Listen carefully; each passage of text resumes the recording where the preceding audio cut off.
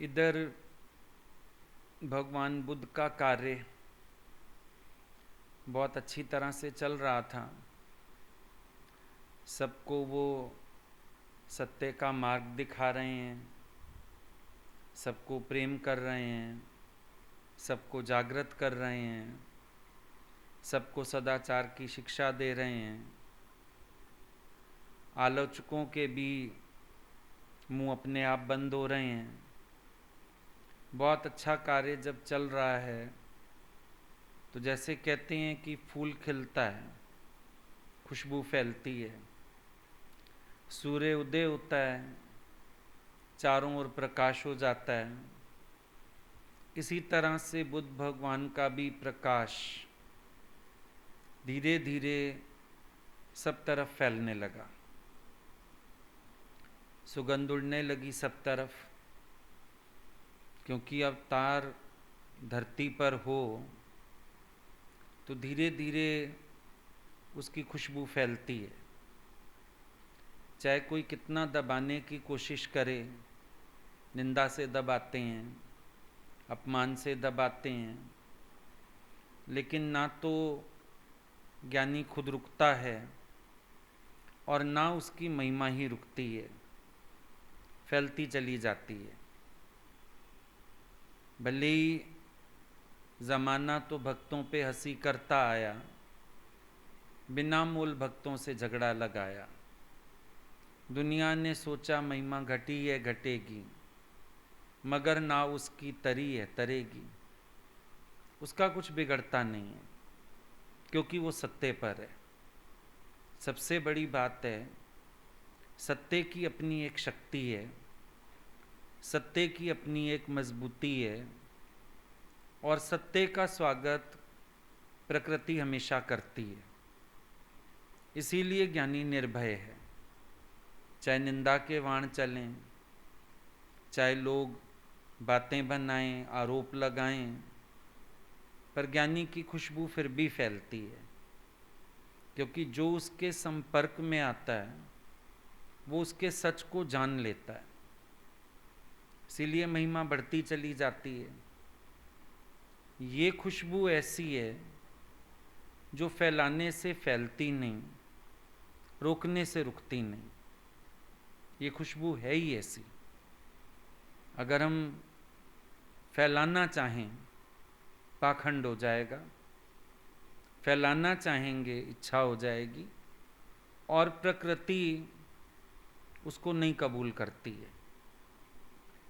लेकिन ये भी सच है कि हम किसी के सच को कितना ढकना चाहें। अब आप कितना मोटा काला कपड़ा ले लो और सूर्य को ढकना चाहो, नहीं ढक पाओगे। घर में हम मोटे मोटे पर्दे लगा लेते हैं, कई बार तो डबल डबल कर्टेन्स भी होते हैं कईयों के घरों में। उसके बावजूद भी ये पता चलता है दिन है या रात है। सूर्य के प्रकाश को आप नहीं रोक सकते। इसी तरह किसी भी सत्पुरुष की महिमा को रोका नहीं जा सकता, क्योंकि उसकी महिमा को प्रकृति खुद प्रकट करती है। बाहर से कोई लोग प्रकट नहीं कर सकते। कहने में आता है फलाने ने गुरु को बड़ा प्रकट किया, फलाने ने प्रकट किया, पर सच तो ये है प्रकृति उस पुरुषोत्तम को आप प्रकट करती है। चाहे किसी के मुख को माध्यम बनाए, चाहे साधन कोई भी बने, लेकिन उसकी महिमा अपने आप प्रकट होती है, और उसको रोकने की शक्ति किसी के अंदर भी नहीं है। बल्कि जो लोग ऐसे प्रयासों में लगते हैं वो अपना अहित करते हैं, अपना नुकसान करते हैं, अपने ही लिए प्रॉब्लम्स क्रिएट करते हैं। लेकिन ज्ञानी का कुछ नहीं बिगड़ता है।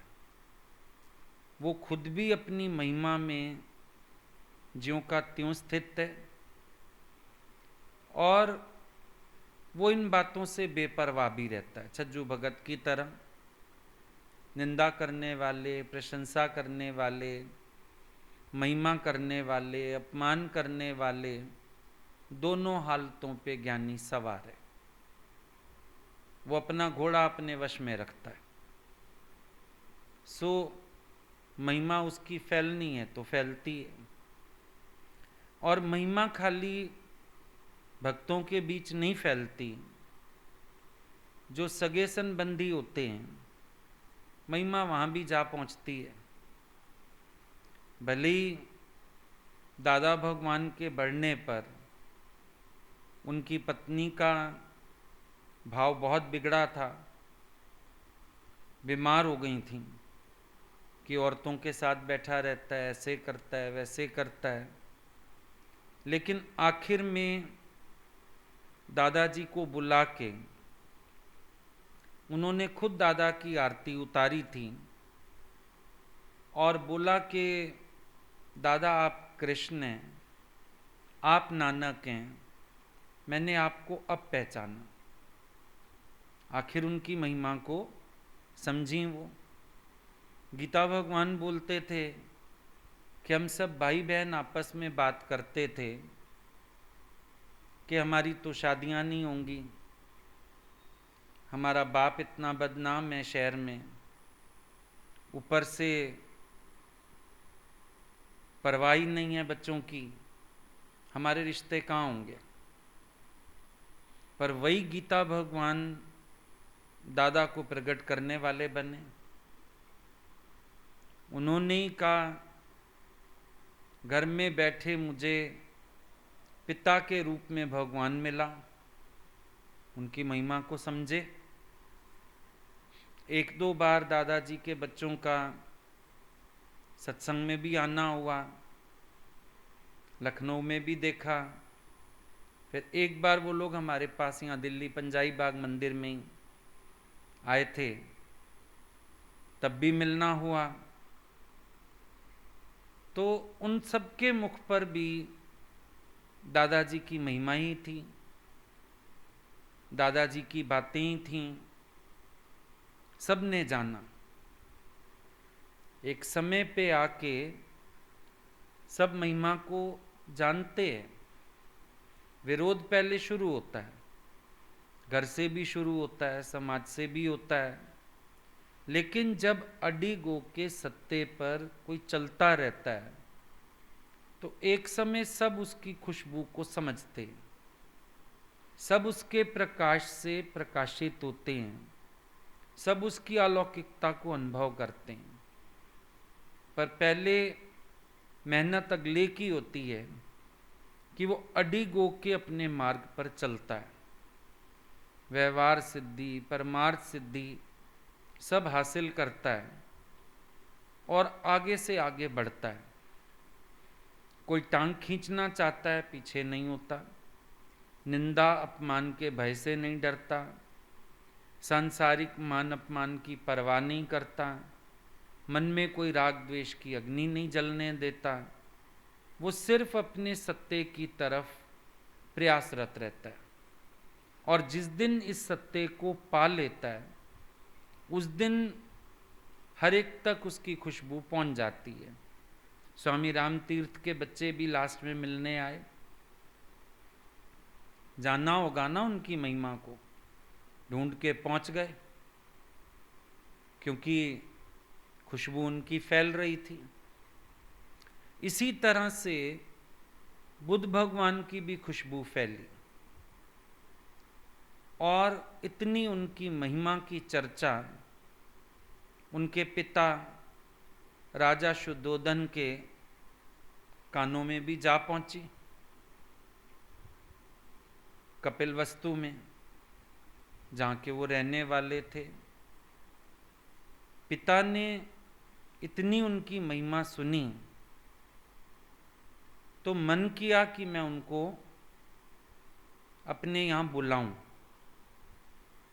अब एक बात समझ के चलना, महिमा प्रभावित करती है पर सूक्ष्म मन में मोह भी प्रभावित करता है। इसीलिए ज्ञानी की जागरूकता बनी रहनी चाहिए। ये बहुत इंपॉर्टेंट बात है यहाँ पर, क्योंकि सांसारिक लोग एक बात जानते हैं, मुसीबत के समय गधे को भी बाप बना लो। कुछ तो महिमा सुनते हैं, याद आ जाती है, अब सोचते चलो इनको इनके ज्ञान से ही प्रभावित करके बुला लो, कोई बात नहीं, यही बता दो, बड़ा अच्छा तुम्हारा ज्ञान है, बड़ा कुछ हम सुन रहे हैं, हमें भी आके दो चार शब्द सुना दो। ऐसी बातें भी करते हैं। शुद्धोदन इस समय ये सोच रहे हैं कि मेरे को तो महिमा सुनाई में आई है, मैं इसलिए पुत्र को बुलाना चाहता हूं कि आ जाए अपने नगर में, अपने शहर में। लेकिन कहीं ना कहीं सूक्ष्म में मोह भी काम कर रहा है, वो आगे चल के पता भी चल जाएगा। पर यहाँ सीखने वाली बात इतनी है कि कभी कभी अगर ज्ञान की भाषा बोली जाए घर वालों से, तो बहुत जल्दी प्रभावित नहीं हो जाना चाहिए कि बस अब इनको समझ आ गया, सत्संगी अच्छा लग रहा है, ज्ञानी अच्छा लग रहा है। उनके मोह की तरफ से सावधान रहना चाहिए। क्यों? ममता फिर दो मुई बला है। कभी अपने अंदर भी अभ्यास करके हमने जीता तो है चीजों को, लेकिन सॉफ्ट कॉर्नर्स फिर भी रहते हैं। अनुभव किया हो अगर तुमने, भले जीता होता है हमने, लेकिन फिर भी कभी कारण आने पर देखो सॉफ्ट कॉर्नर समझ आता है अंदर। तो अगर जागृति नहीं होगी, वो सॉफ्ट कॉर्नर हावी होगा, तो दोबारा से आप ममता के रंग में रंग सकते हो। अलर्ट रहना पड़ता है, सावधानी की बहुत जरूरत होती है। शुद्धोदन ने बुलाया,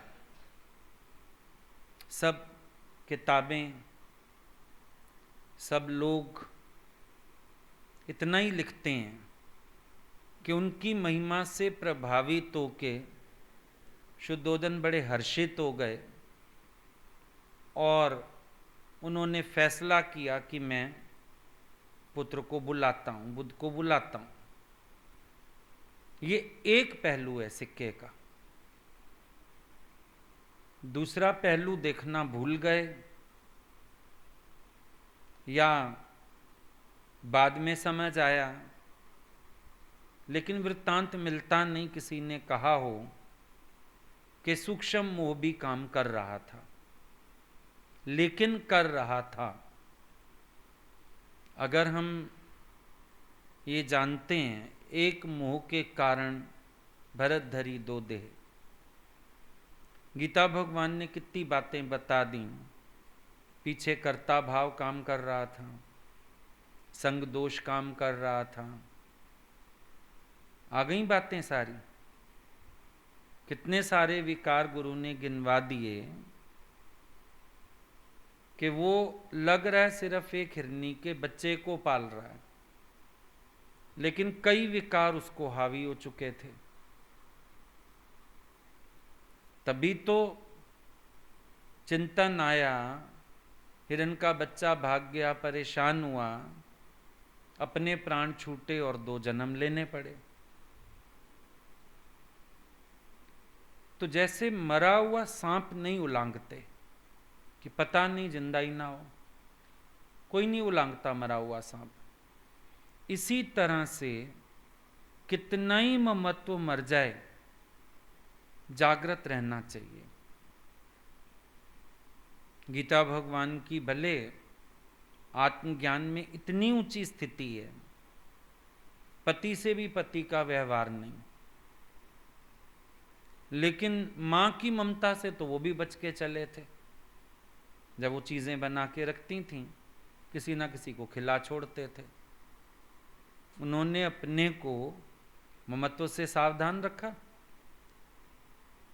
फिर इतने जागृत, इतने ऊंचे ग्रस्त में जाके भी निर्लेप रहने वाले, फिर भी गुरु उनको टोक देता है, एक तखत पे क्यों बैठी हो, कहीं तो सूक्ष्म में है, मेरा पति है।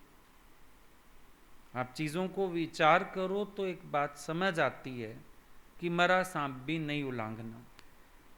अविश्वास नहीं है गुरु के अंदर। हम लोग सोचते हैं क्या उनके गुरु को इतना विश्वास भी नहीं था, लेकिन गुरु कहता है कपास और अग्नि को साथ रखोगे आग भी तो लग सकती है, मन संग दोष में भी तो आ सकता है। और गीता भगवान को माध्यम बना के उनके गुरु ने जागृत तो हम सबको किया कि टू श्योर होके मत बैठ जाओ। देखो, एक कॉन्फिडेंस, एक ओवर कॉन्फिडेंस, और अनुभव कहता है जीवन का, ओवर कॉन्फिडेंस हमेशा तबाहियां मचाने वाले होते हैं। पहला एग्जाम्पल भरत है अपने आप में, दूसरा एग्जाम्पल जैमिनी ऋषि है नहीं है? कितने संतों के एग्जाम्पल्स आते हैं। ये ओवर कॉन्फिडेंसेस के नतीजे हैं ना, सावधानी नहीं रखी, ओवर कॉन्फिडेंट। गुरु उसका लिख रहा है शास्त्र, त्यागी वैरागी माया सब मस्त, क्या है गुरु जी गलत लिख रहे हो। लिखो त्यागियों को, वैरागियों को माया मस्त नहीं कर सकती है। किसने डाउन किया? Over confidence. भाई गुरु की बात से जागृति रख लो, दिया लेके चलो साथ। बॉम्बे में बारिश पड़ती है अचानक, वहां के सब लोग छाता अपने हाथ में ही रखते हैं, जरूर लेके चलते हैं छाता। सुबह ऑफिस जाएं, कहीं जाएं, मालूम ही नहीं कब बारिश आ जाएगी। मार्केट जाते हैं जो छाता लेके चलते हैं। जाओ ना बॉम्बे तो भले गाड़ी में पड़ा रहे छाता, पर वहां के लोग कहते छाता साथ रख लीजिए, अगर मार्केट जा रहे हैं रख लीजिए, कहीं जा रहे हैं, अरे इतनी तेज धूप है, बोला यहाँ पता ही नहीं चलता, अभी पानी भर जाएगा, बारिश हो जाएगी, आप छाता हाथ में रखिए। जागृति का छाता हमेशा साथ रखना चाहिए, क्योंकि बड़ी जल्दी ना अंदर वाले को भी लगता है अब ये समझ गए, मेरा ज्ञान समझ गए, गुरु समझ गए, मेरी स्थिति समझ गए। वो तो दाना भी हो सकता है पंछी को जाल में फंसाने का। बी केयरफुल, अलर्ट रहना चाहिए, क्योंकि जहां जहां ओवर कॉन्फिडेंस हुआ है वहां वहां संत भी लुढ़के हैं, बचना ही चाहिए।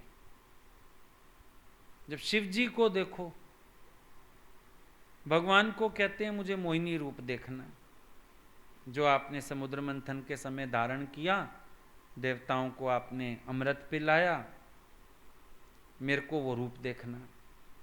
भगवान विष्णु मना कर रहे हैं, मत देखिए, आप योगी पुरुष हैं। तो बोला मैं तो आपको जानता हूं, पहचानता हूं, मेरे को क्या होना मोहिनी रूप से। और ज्यों भगवान ने मोहिनी रूप धारण किया, 3 लोकों में शिवजी घूमे उनके पीछे, मोहिनी समझ के। भूल ही गए भगवान है। जाके पढ़ो अगर तुम शास्त्रों में, तुम हैरान होते हो उस लैंग्वेज पे, उन बातों पे, ऐसी स्थिति कैसे हो सकती है। भागते भागते मृगछाल भी गिर गई, पर भागते नगन भागते जा रहे हैं उनके पीछे। एक जगह जाके आखिर स्पर्श करना चाहा, शक्ति भी गिरी और भगवान गायब हो गए। फिर घबरा गए, ये क्या हुआ। बोला मैंने कहा था ना मत देखो मोहिनी रूप। ये ओवर कॉन्फिडेंस होता है।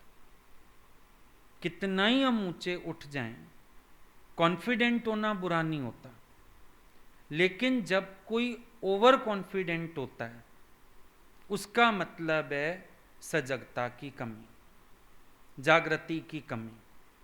वो कहीं ना कहीं सूक्ष्म मन में अभिमान का रूप होता है। इसीलिए अपनी जागृति को हमेशा बनाए रखना चाहिए। चूको मत कभी भी। अब तो इतने साल हो गए, अब तो उतने साल हो गए, जितने मर्जी साल हो जाएं, मरने वालों की तो ममता जाती ही नहीं। अभी हम तो जिंदे बैठे हैं। सोच के देखो ना, जो मर जाते हैं उनको भी लोग याद करके रोते हैं, श्राद्ध के दिन याद करते हैं। जब मरे हुओं से ममता नहीं निकलती, उनको इतना खुशी रहती है, चल जहाँ बैठे हैं खुश हैं, जब मिलते हैं साल में 1 बार मिले, 2 बार मिले।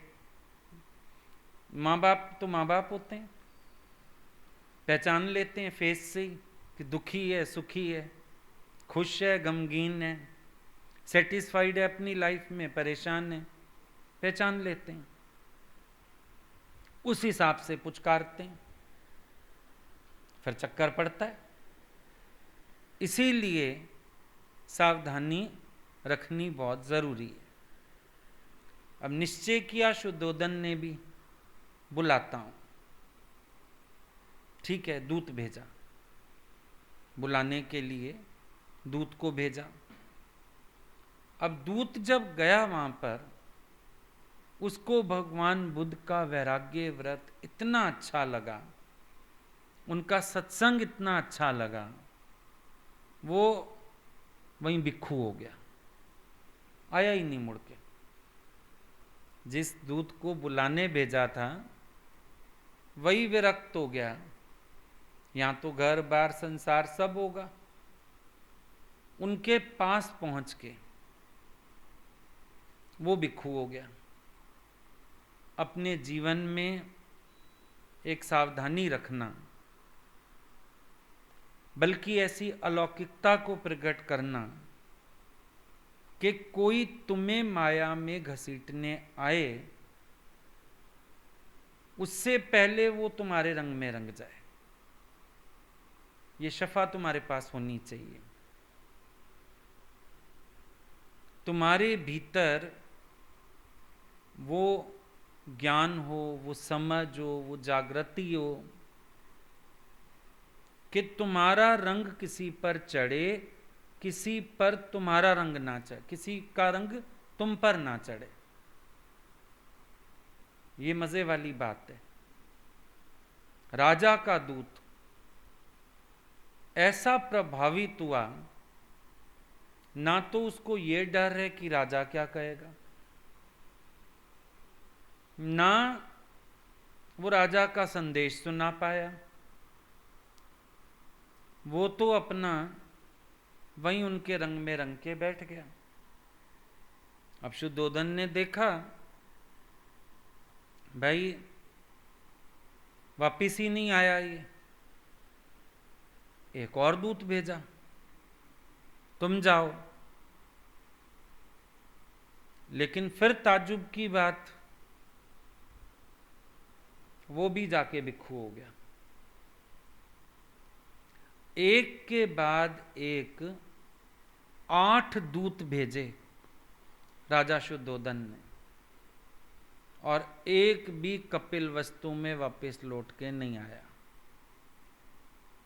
जो भी भिक्षु जा रहा है वो वहीं जाके, वो दूत जा रहा है और भिक्षु बनता जा रहा है। जो दूत गया वही भिक्षु हो गया। 8 लोग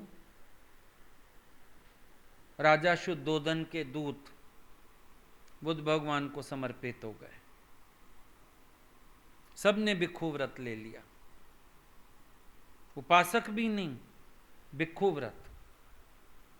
ये नहीं कि ज्ञान सुन के, बात सुन के, चलो ठीक है, धम्म की शरण लेके उपासक हो जाते, अपनी घर गृहस्थी चलाते साथ। उपासक नहीं हुए, सारे भिक्षु हो गए हैं, समर्पित हो गए सब। अब जब एक भी लौट के नहीं आया तो राजा ने कालुदाई को बुलाया। वो इनका साथी था बचपन का, कालुदाई। उसको बुलाया और उसको बोला भाई थोड़ा स्ट्रांग होके जा, क्योंकि जो भी जा रहा है वापिस ही नहीं आ रहा। अब काल उदाई कड़ा कलेजा करके क्रोध से भर के गया थोड़ा सा।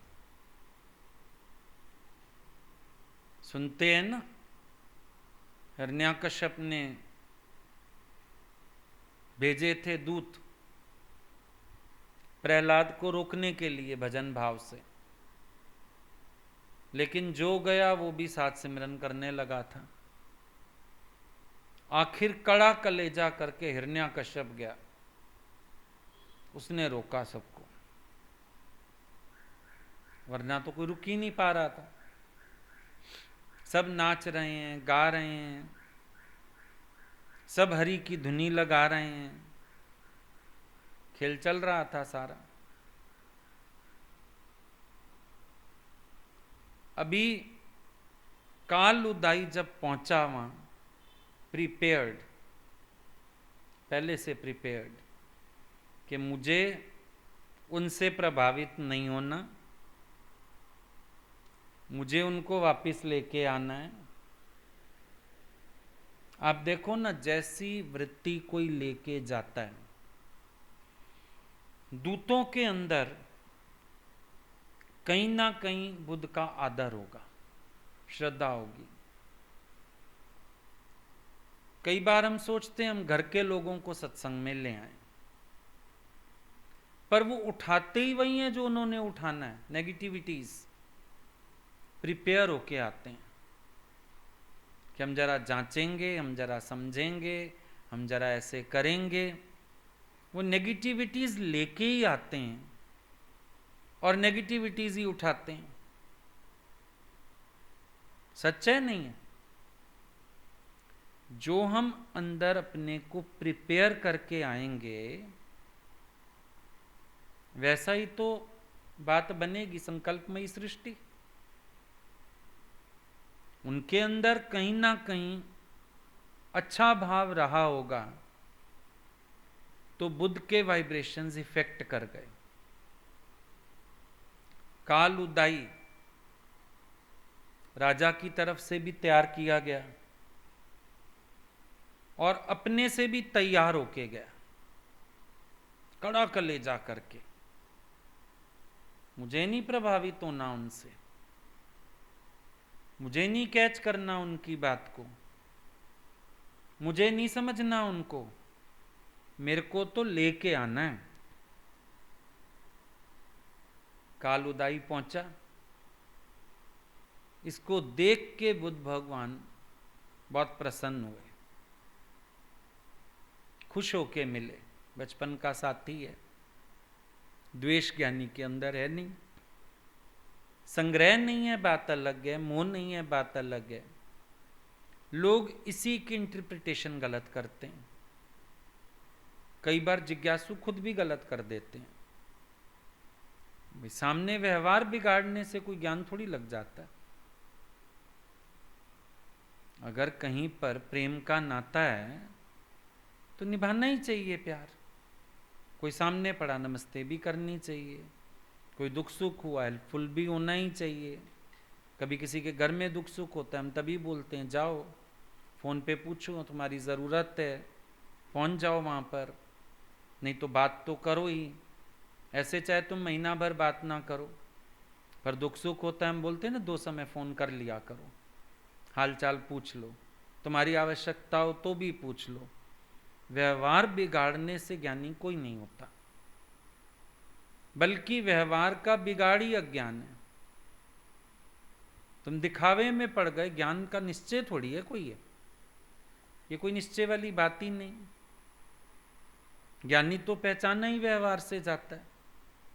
जितना व्यवहार सिद्ध है उतना व्यक्ति ज्ञान में स्थित है, और जितना व्यवहार में खोट है तो मतलब ज्ञान बोलने और सुनने का ही रह गया है बस। ये तो फैक्ट है एक। ज्ञानी ऐसा नहीं करेगा देख के मुंह मोड़ ले किसी को, ये अज्ञानी लोग करते हैं। राग द्वेष मन में भरे रहते हैं, कोई सामने आया पीठ कर ली, कोई सामने आया नमस्ते नहीं की, कोई सामने आया अपनी ऐठन दिखाई, ज्ञानी तो बढ़ के भी प्यार कर लेता है, उसमें कौन बड़ी बात है? कोई बड़ी बात नहीं। जाके मिल के प्यार करके उल्टा अपने अंदर ग्लानि नहीं रहती। हम भी अकड़ से बैठे नहीं रहे, पर हमने जाके झुक के मिल लिया, हमने जाके प्यार कर लिया, हमने जाके अपना पार्ट सही प्ले कर लिया। ज्ञानी को ये रमज है। अब दादा ने बोला नमस्ते में भी फंसते, लोगों ने सोचा नमस्ते भी नहीं करनी चाहिए। बात तो समझो, दादा लोक वासना से उठाने की बात करते हैं, लेकिन क्या दादा नमस्ते नहीं करते थे?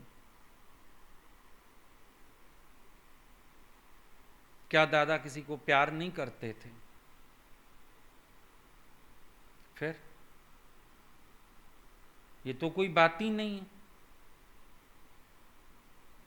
समझने वाली जो बातें हैं उनको समझना चाहिए। बहुत लोगों को मैंने देखा ज्ञान सुन के रूड हो जाते हैं और अपने को ज्ञानी कहते हैं, और वो है उनकी मूर्खता। और समझते हम बहुत बड़े ज्ञानी हो गए, ना नाम रूप नहीं देखते हम, ना शरीर की बात नहीं करते। फिर शरीर रखा हुआ भी क्यों है? जब इतना ही ज्यादा हिसाब किताब है तो इसका हरिओम कर दो फिर। तो भाई जब तक शरीर है तौर तरीके भी हैं। बुद्ध भगवान उसको प्रसन्नता से मिले, खुशी से मिले, मुस्कुरा के मिले, और आया कि मुनिराज विशेष प्रसन्न हुए उसको देख के, खुश हो गए मिलके। यही तो बात है। ज्ञानी के ज्ञान का गहरा विचार है, और ये सब गुरु से सीखा हम लोगों ने। जब गुरु आते थे, बोले गीता भगवान चप्पल भी नहीं पहनते थे, दुपट्टा भी नहीं उठाते थे, पेन का ढक्कन भी खुला छोड़ के नीचे भाग जाते थे उनका वेलकम करने। ये तो गुरु जी की पुरानी चिट्ठियों में भी हैं बातें। कि आज लक्ष्मी भगवान खाने पे आए, वहां से आंखों देखा आल लिखते थे भगवान चिट्ठियां। कुछ चिट्ठियां नोट हैं हमारे पास जो भगवान बॉम्बे से लिखते थे, लखनऊ गुरु के पास रहते हुए। एक चिट्ठी में ये भी वर्णन था कि वो लोग आए, गीता भगवान पूरा टाइम खड़े रहे, उन्होंने खड़े होकर उनको खाना खिलाया, पूरी सेवा की, उन्होंने बाद में हम सबके साथ खाया। व्यवहार सिद्धि की बात है। गुरु के लिए तो वैसे ही विशेष से विशेष और साधारण भी सबके लिए ज्ञानी का व्यवहार बहुत अच्छा होता है। ऐसा नहीं कि आज कोई आ गया मेरे शहर से, मेरा कोई दोस्त पुराना आ गया, अब मुझे तो ज्ञान की बात ही करनी है। बुद्ध भगवान विशेष प्रसन्नता से मिले और उसके बाद उसकी कुशलता पूछ के उससे अपने परिवार की कुशलता पूछी। समझ रहे हो महापुरुषों की स्थिति? पहले उसकी कुशलता पूछी, उसका घर परिवार पूछा, फिर उससे अपने परिवार की कुशलता भी पूछी कि सब लोग कैसे, ठीक, खुश, सब हालचाल लिया। अब काल उदाई को लगा ये सही समय है बात करने का। कहता है जिस कुल का दीपक ही मुख मोड़कर चला गया हो, उस कुल की कुशलता बताने लायक नहीं। एक इमोशनल डायलॉग छोड़ दिया उसने। उसको लग रहा है अब ये खुद ही बढ़ के हालचाल पूछ रहे हैं, शायद मेरे को देख के घर याद आ गया, घर के लोग याद आ गए, तो मैं ऐसी इमोशनल बातें करता हूं इनका दिल पसीजे और भी ज़्यादा। देखा है तुमने? दुनिया वालों की मेंटेलिटी ऐसी होती है, स्ट्रांग नहीं करेंगे, वीक पड़ रहे हो तो और वीक करेंगे। किसी के घर चले जाएं, कोई पहले ही रो रहा है, डेथ हो गया, कुछ हो गया, लोग और बढ़ के रुलाते हैं। चुप कराने वाला तो एक गुरु होता है, लोग तो रुलाते हैं। इसके दिमाग में चल रहा है शायद वो मुझे देख के इमोशनल हो गए हैं, मैं इमोशनल बात करता हूं, इनका दिल पसीज जाएगा। और बुद्ध भगवान तो व्यवहार सिद्धि के हिसाब से बात कर रहे हैं, ज्ञान नहीं बोलना शुरू कर दिया, सीधा बैठ के ये नहीं शुरुआत कर दी मेरा ज्ञान ये, मेरे को ये अनुभव हुआ, मेरे को ये मिला। शिष्टाचार निभा रहे हैं वो तो, पर जागृति नहीं खोई शिष्टाचार में, ये उसको गलतफहमी है। बुद्ध ने इस शिष्टाचार निभाने में, होता है कभी कभी आप व्यवहार निभाने में, शिष्टाचार निभाने में कभी कभी जागृति खो देते हो, जिसका परिणाम होता है कि फिर आपको हर्जाना भुगतना पड़ता है। फिर आप बोलते हो उस समय सिचुएशन ऐसी, सिचुएशन कुछ नहीं, आप जागृति खो गए। सिचुएशन कुछ नहीं होता, आप जागृति खो देते हो।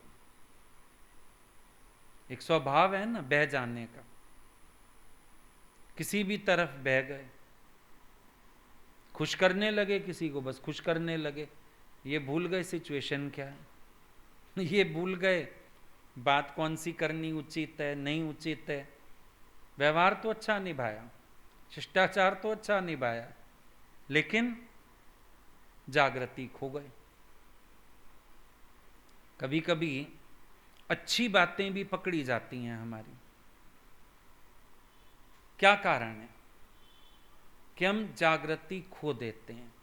होश खोना हमेशा भारी पड़ेगा, होश खोने में हमेशा नुकसान होगा, होश नहीं खोना चाहिए। बुद्ध होश नहीं खो रहे, ध्यान रखो।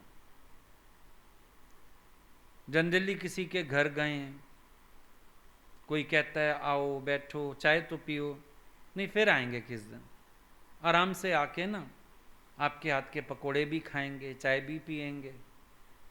अब गए बैठे हो किसी के घर मौत पे, वो कहता है आओ बैठ चाय का कप ले लो, अब वहाँ आप कहो अगर नहीं आऊँगा फिर चाय भी पीऊँगा, पकोड़े मिठाई भी खाऊँगा, तो अशिष्टाचार हो जाएगा, जागृति खो गई ना। या उसको बोलो फिर आऊँगा, बैठ के पार्टी करेंगे मिलके, वो मुँह ही देखने लग जाएगा, भैया मेरा आदमी मरा पड़ा है तुम पार्टी करने आओगे, हो गई गड़बड़। शिष्टाचार निभाते हुए, व्यवहार निभाते हुए जागृति रहे, शिष्टाचार के प्रति भी जागृति रहे, अपने मन के प्रति भी जागृति बनी रहे, ज्ञान के प्रति भी जागृति बनी रहे, होश सदा रहना चाहिए। बेहोशियों की तरफ चलना ज्ञान नहीं है, होश में रहना ज्ञान है। इस बात को समझ के चलो। फिर बताने लगा तुम्हारे विरह में व्याकुल होकर सब स्वजन इस प्रकार तड़प रहे हैं जैसे जल बिन मछली। यशोधरा तो तिल तिल करके जल रही है और गल रही है, उसे बड़ा दुख है जो मुख से बयान नहीं किया जा सकता। सारे इमोशनल डायलॉग से लगा, हो सकता है माता पिता का दर्द ज़्यादा ना फील हो, इसको फर्क पड़ता है ना, स्वार्थ बदलते हैं तो मोह भी बदलता है, किसके प्रति मोह है वो भी बदलता है। छोटेपन से माँ बाप से मोह होता है, बड़े होके दोस्त प्यारे लगते हैं, बीवी आ जाए तो फिर वही प्यारी, बच्चा हो जाए तो उससे भी प्यारा, बदलता है इंसान का मोह, स्थान बदलता है। अब उसने शुरुआत कहाँ से की? पत्नी से, क्योंकि बुद्ध का यशोधरा से प्यार भी बहुत था। बच्चा तो चलो अभी छोटा ही था, वो तो याद भी नहीं होगा शक्ल कैसी क्या, छोटा बच्चा तो था, छोड़ के निकल गए। तो उस समय उसको लगा ये कहना ज्यादा बेहतर है यशोधरा की बात को, शायद इनका मन पसीजे। लेकिन अभी भी कोई खास प्रतिक्रिया तो हुई नहीं सामने से। तो कहने लगा, शक्य राजा का हृदय स्नेह से गीला है। शुद्धोधन का हृदय स्नेह से गीला है, सबको चलकर दर्शन दो। तुमने विचार से जो श्रेष्ठ ज्ञान पाया है, वो लोग भी तो उसको पाने के अधिकारी हैं। ये मध्यस्थ जो है ना, ये अच्छा होशियार है। स्वामी राम तीर्थ के बच्चे जब मिलने आए थे, उन्होंने भी इनकार किया था, पर उनके शिष्य ने ही बोला था, क्यों आप सबको दर्शन दे सकते हो, इनको क्यों नहीं, आपके अंदर ये द्वैत क्यों है। वही भाषा अब उदाई ने यूज की। कहता है चलो उनका हाल तो जो है सो है, बता दिया, पर तुम्हारे दर्शन के, तुम्हारे ज्ञान के वो लोग भी तो अधिकारी हैं। अगर तुम सब जगह जा सकते हो, रिटर्न कर सकते हो, अब एक स्थिति ज्ञान की ऐसी आती है जहां ज्ञानी अपने पराये के भेद भूलता है। लोगों को देखने में आता है। गुरुजी मम्मी जी साथ साथ चलते थे, लोगों को देखने में आता था, मोह होगा, उनके अंतर एक ना दो। जैसे वो सबको प्यार करते थे, उनको भी करते थे।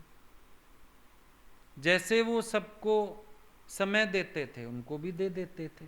उनके साथ बैठ गए, खा लिया, कभी कुछ कभी कुछ। इस स्थिति को भगवान बुद्ध भी जानते हैं। लेकिन काल उदाई ने खास इस बात को उठाया और बोला कि वो लोग भी आपके दर्शन के और ज्ञान के अधिकारी हैं। कहने लगा, तुम मेरा उचित अनुरोध मान लो, वहां चलकर उनको सांत्वना दो। उसके बाद जो तुमने अपने ज्ञान की सिद्धि पाई है, उसका उपभोग कर लेना। हम लोग वहां पर ये छीन तो नहीं लेंगे ना भाई। अगर तुम स्ट्रांग हो तो कौन तुम्हारे सिद्धि को छीन सकता है, ज्ञान को छीन सकता है। फिर ध्यान देना, कई बार अपना मन भी इन चीजों का आश्रय लेता है, लेकिन ममता के अधीन होता है ना। जब ममत्व भाव के, किसी चीज के, कई बार मन आश्रय लेता है ऐसा कि ज्ञान कोई धुल तो जाएगा नहीं। कई लोग कहते थे, गुरुजी शादी में जाएंगे ज्ञान धुल थोड़ी जाएगा। वो बोलते थे ज्ञान धुलने ना धुलने की चीज ही नहीं। पर तुम ये देखो ना, वैराग्य व्रत लेने के बाद तुम्हारा मन लोकवासना में क्यों खिंच रहा है। तुम्हारा मन बाहर से खुशी क्यों प्राप्त करना चाहता है। ये सिर्फ शब्द है, ज्ञान धुल तो नहीं जाएगा। ये तो ठीक है, उसने शब्द इस्तेमाल कर लिया बुद्ध भगवान को राजी करने के लिए कि घर चलो, वहां कोई आपका ज्ञान छीन नहीं पाएगा। आप एक विचार कर सकते हो, अपने को देखना, आप इतने स्ट्रांग अपने को फील करते हो कि कोई परिस्थिति आपका ज्ञान नहीं छीन सकती। तो एक दृश्य सामने आता है, जरा सी हालत सामने आती है, तो आपका ज्ञान छिन्न भिन्न होता नजर आता है। आता है नहीं आता है? रूप बन जाते हो ना हालत का, फटाफट शब्द का रूप हो जाते हो, दृश्य का रूप हो जाते हो। अब ये फैसला तुम खुद कर लो, ज्ञान धुलेगा कि नहीं धुलेगा, सावधानी चाहिए नहीं चाहिए, जागृति चाहिए नहीं चाहिए, ये फैसला खुद कर लो। कई बार अपना मन भी आड़ लेता है, घर के लोग भी कह देते हैं अच्छा ऐसे कर लोगे तुम्हारा ज्ञान धुल जाएगा, पार्टी में चल पड़ोगे तुम्हारा ज्ञान कोई धुल जाएगा, अपना मन भी कई बार सोच लेता है।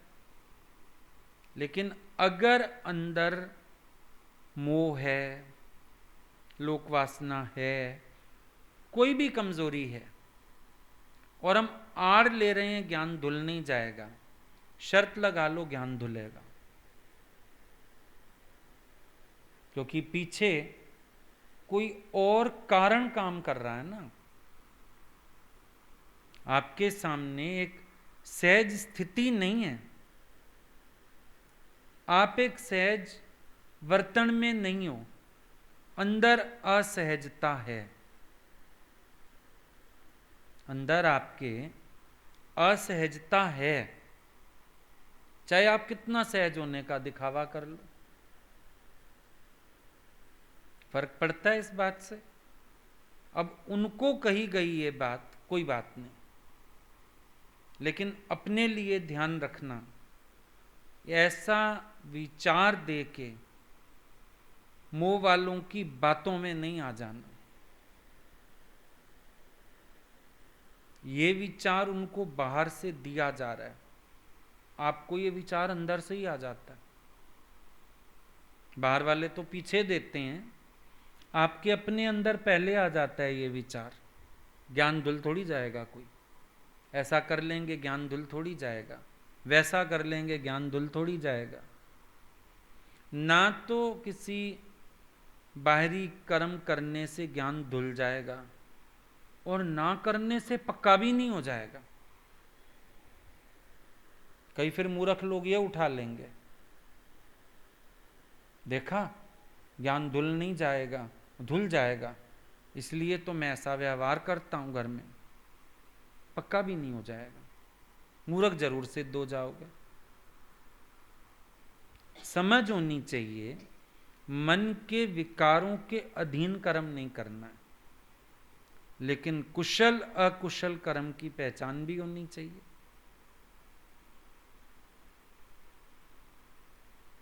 फर्क तो यहां आ जाता है ना। आज अगर आप पत्नी के हाथ का, मां के हाथ का खाना नहीं खाओगे तो ज्ञानी हो जाओगे, खा लोगे तो ज्ञान धुल जाएगा, मोह हो जाएगा। मोह तो मन में पड़ा, ये बाहरी क्रिया है, इसको भी तो अलग करो। जो कर्म अपने मन के विकार के अधीन है उसको जीतना है, और कर्म भी नहीं, ज्ञानी विकार को जीतता है। कर्म को कैसे जीतोगे? अब कबीर अगर गृहस्थ में रहते हैं, कैसे जीत लेंगे? कपड़ा बुनना पड़ेगा, कमाएंगे तो खाएंगे। हाँ, जो सांसारिक पति पत्नी का खेल है वो नहीं है उनके घर में। अगर दिन के समय भी कहते हैं लोई दिया जला के ले आओ, लोई नहीं पूछती दिन के समय बाहर बैठे हुए दिया क्यों चाहिए, जला के रख गई चुपचाप। किसको जीता है उन्होंने? अहंकार के टकराव को जीता है, इच्छाओं को जीता है, वासनाओं को जीता है। रह रहे हैं प्यार से। खाना लोई बनाती है, कबीर जी खाते हैं। ये नहीं कबीर जी कहें तुम अपना बना के खा लो, मैं अपना बना के खाऊंगा। दुख सुख में सेवा भी है। रामकृष्ण परमहंस बीमार हुए, शारदा माँ ही बुलाई गई सेवा के लिए, उन्होंने ही आके सेवा की थी सारी। तो समझने वाली बातें हैं, विचारने वाली बातें हैं। हम कई बार ज्ञान को भी उल्टा पुल्टा कर देते हैं। अब दादा ने एक आधी बार कोई बात कही, आदर्श के लिए बताई जाती है, तुम उसको जीवन में ऐसे ही धारण कर लोगे, कैसे बात बनेगी? भाई दादा की पत्नी ने कहा सलाह दो, दादा ने कहा करतूत पशु के मानुष जात, लोक पचारा करे दिन रात। कबीर ने तो नहीं कहा। जब लोई ने कहा साधु आए हैं, घर में भोजन नहीं है, वो तो गया, चोरी करने भी गया। दादा की जो बातें चलती हैं, वंस वाइल सिखाने के लिए कुछ कहा होगा। अब आप उसी को जीवन शैली बना लो तो आप अपने स्वभाव में बरत रहे हो। रामकृष्ण यही स्वभाव अपना लें, सारा दिन शारदा मां को क्रोध करें, तो ये तो संसार में भी है ना। पति हावी रहते हैं पत्नियों पर वो आदर करना सीखे, इज्जत करना सीखे, उसको मां करके पुकारा और मां वाला सम्मान देते आए। ये थी गृहस्थ में भक्ति। वो समझ में नहीं आती लोगों को, उल्टा पुल्टा ज्ञान बना लेते हैं। बस मैं हर बात पे, कई लोग सत्संग ऐसे करते हैं, कोई विचारा प्रश्न करे ऐसे उसके ऊपर टूट के पड़ जाएंगे। भाई तुम प्यार से बोलो, नम्रता से बोलो। वही बात है, गुरु के आगे खुद नहीं मरे, पता कुछ है नहीं। स्वभाव तो गुरु के आगे मरते हैं, अब स्वभाव तो जीवित है। क्रोध आता ही है, कोई बात करता है तो गुस्सा ही आता है, कोई मेरी बात क्यों काट रहा है, समझता क्यों नहीं है। तो ये सब क्या है? ये ज्ञान नहीं है, अपने अज्ञान के स्वभावों को शेप दे दिए और उसको हम दिखाने क्या लगते हैं कि हम बहुत बड़े ज्ञानी हो गए हैं, जबकि ऐसा है ही नहीं। क्योंकि गुरु के संग रह के हमने कभी इन बातों को देखा ही नहीं। कभी किसी बात पे भगवान ऐसा बोल देते थे, अदरवाइज तो सब कुछ बहुत नॉर्मल चलता था, एकदम नॉर्मल। क्वेश्चन के आंसर भी इतने प्यार से देते थे। कल कैसेट चला था ना, वो लड़की ने पता नहीं कैसा अजीब सा क्वेश्चन किया होगा, कितने प्यार प्यार से समझा रहे थे, नहीं घर में ऐसे नहीं चलते, बड़ों का आदर करते हैं, कोई कुछ कह दे, इतने प्यार से, एक जरा सा भी जोश नहीं था वाणी में। अब वो बोलते ब्रह्म ज्ञान की क्लास में ये प्रश्न है तुम्हारा, बोल सकते थे। कल से समझाना शुरू किया, आज तक समझा रहे थे इतने प्यार से। यहां पता चलता है ज्ञानी का आचरण क्या होता है। मूर्ख लोग अपना ही ज्ञान बना लेते हैं। कहीं भी बैठे हो तुम, किसका खा रहे हो? भगवान का ही है सब। नहीं, यहां खाएंगे तो भगवान का है, अपने घर में खाएंगे तो घर वालों का है। ये मूर्खता है, ये ज्ञान है। भगवान का है तो भगवान ही सर्वत्र है। तुम्हारी एक दृष्टि क्यों नहीं बनती कि भगवान ही भगवान है? भेद तो तुम्हारे अंदर पड़ा, तो तुम्हें यह वचन काम नहीं आ सकता कि ज्ञान धुल थोड़ी ही जाएगा। तुम्हारा तो ज्ञान धुलता रहता है, चढ़ता रहता है। फिर थोड़े दिन बाद यहां लगने लगेगा कितना खाऊं, आपका भी कितना खाऊं, फिर यहां एहसान लगेगा, फिर यहां से धोती उठा के भागना, फिर लगेगा नहीं घर में तो हक है। तो ये तो तुम अपनी भाषा पलटते रहते हो, विचार पलटते रहते हो, जो तुम्हें करना है। तुम्हें उन लोगों को दुखी करना है, उनसे द्वेष निकालना है, तो उनका नहीं खाना, भगवान का खा सकते हो। फिर कभी यहां दिल तंग आ जाएगा, यहां दुखी हो जाओगे, फिर बोलोगे भगवान का भी कितना ऋण उठाऊं, घर में तो हक है भाई, चलो मैं वहां चला जाता हूं। तो निश्चय तो अपना ही एक नहीं। घर वालों पे हक है तो गुरु करीब से करीब प्यारा है तुम्हारा, सबसे पहला घर वाला वही है तुम्हारा, ये तो फिर भी बाहर के। और अगर भगवान की बात करो, तुम जहां बैठे हो भगवान शरीर को इसकी प्रारब्ध पहुंचा रहा है, तुम्हारी इंटरफेरेंस ही नहीं होनी चाहिए। ज्ञान तो फिर ये कह रहा है। तो इसका मतलब है अपने सोचने और समझने में गड़बड़ है। हम अपना ज्ञान बना के चलने लगते हैं। अब बुद्ध भगवान मित्र की प्रार्थना मान लेते हैं, चलो भाई तुम कह रहे हो तो चल पड़ते हैं। गए, पर एक बरगद के पेड़ के नीचे, बरगद का पेड़ था, चारों तरफ बहुत अच्छे अच्छे पेड़ों से घिरा हुआ, वहां जाके उन्होंने अपना आवास बना लिया। राजमहल में नहीं गए, राजा के बगीचे में भी नहीं गए, अपने घर की तरफ भी नहीं गए, वहां पहुंच के बरगद के पेड़ के नीचे आसन जमा के बैठ गए। भिक्खु संघ सारा साथ में, हम लोग यहां पर रहेंगे। आए हैं, दर्शन देने आए हैं, लेकिन सजगता पूर्वक आए हैं।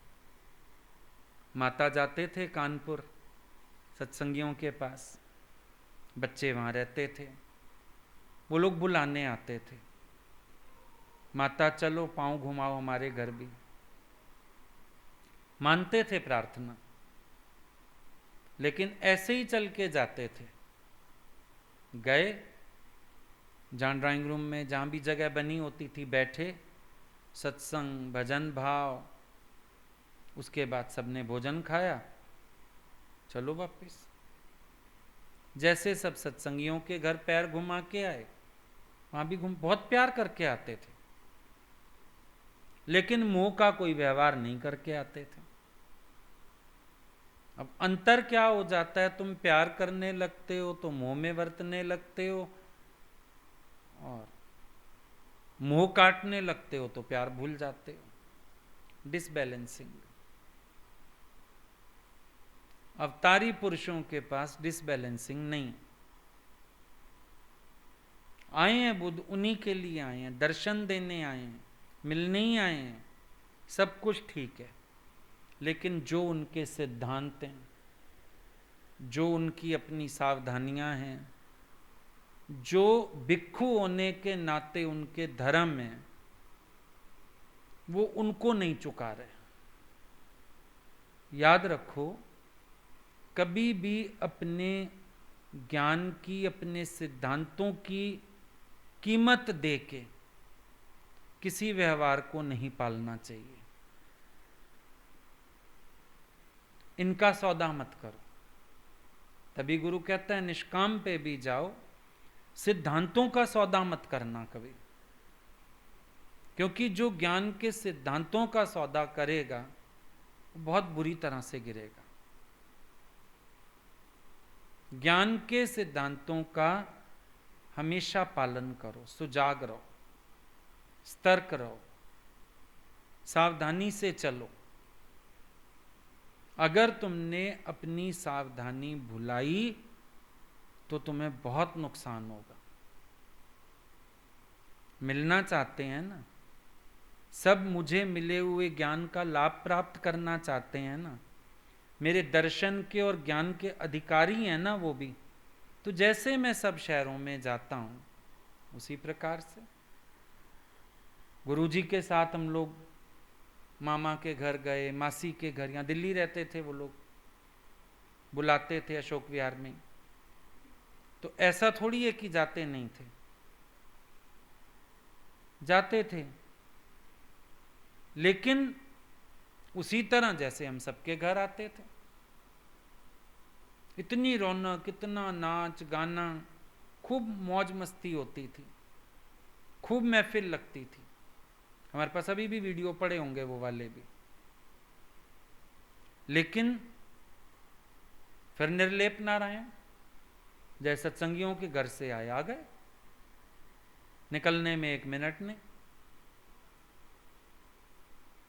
ये फर्क होता है। इन सब चीजों को हमेशा नजर में रखना चाहिए। प्यार करना है, व्यवहार नहीं बिगाड़ना है, लेकिन अपने ज्ञान से हिलना भी नहीं,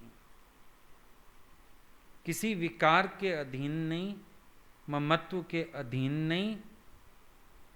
अपनी जागृति को हमें बना के रखना है। इस चीज़ का हमेशा ध्यान रखो। हो सकता है तुम्हें भी कभी आना जाना पड़े, मिलना पड़े, कोई बड़ी बात नहीं, लेकिन अपनी जागृति हमेशा बना के रखना। ठीक है?